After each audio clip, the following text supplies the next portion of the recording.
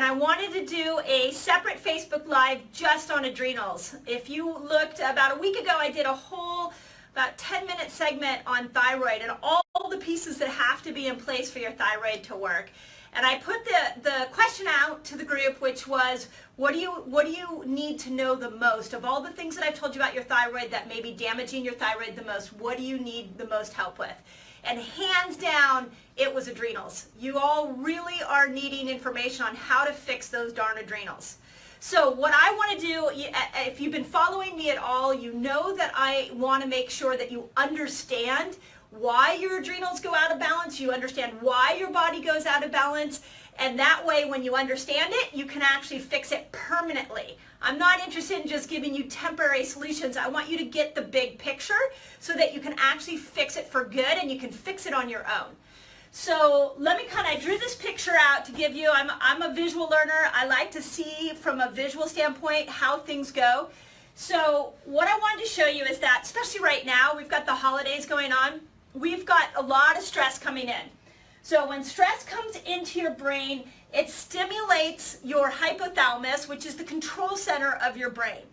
And your hypothalamus sends a signal down to your pituitary gland and says, hey, this is stressful. We need to fix this. We need to raise the epinephrine, norepinephrine, cortisol levels in the body so that we can handle this crisis. So the hypothalamus sends a message to the pituitary, and the pituitary sends a message down to the adrenals. The minute that the adrenals get a hormone signal from the brain, all of your stress hormones start to go up. So cortisol, epinephrine, norepinephrine, your blood pressure goes up, your respiration starts to go, your heart rate, everything goes into this hyperactive mode so you can handle the stress. When these chemicals go up, what then happens is it sends a signal, the cortisol goes off into the gut, and the signal gets in there and it says, hey, shut down digestion. We have a crisis going on in the body right now. Stop the digestion. So the body slows down the digestion, everything in your gut. Those of you that are stressed out, adrenal fatigued, and you're having constipation, that's a very classic thing we see in our office, because this stress response is like a loop.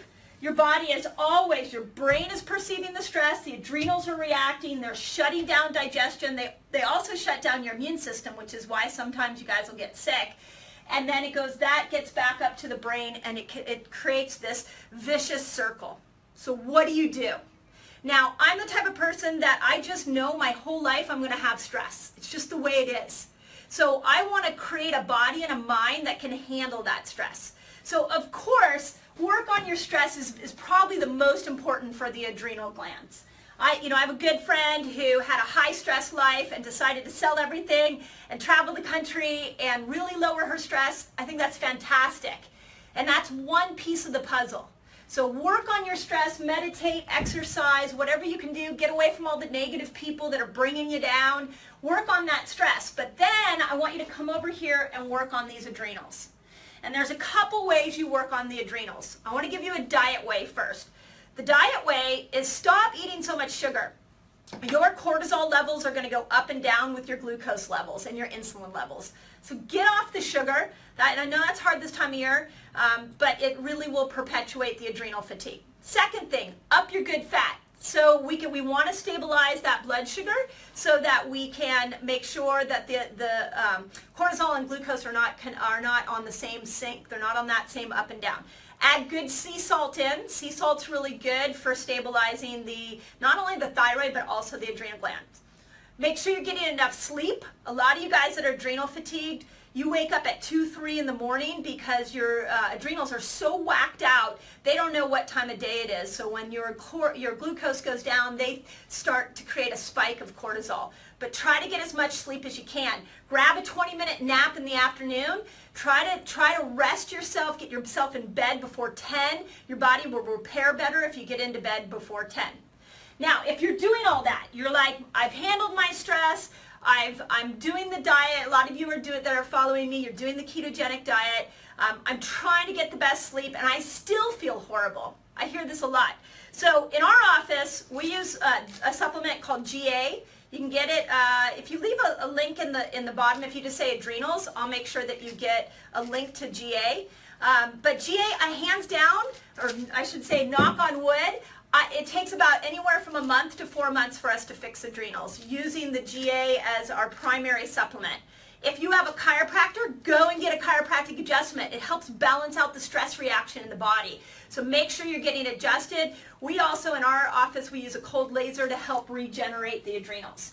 And we literally, that's all. So if you've been on a supplement for years and years and years, and your adrenals are still not fixed, you're not on the right supplement, or you're not seeing the right doctor, because you really should be able to handle adrenal fatigue within a couple month period. Okay? So that's adrenals.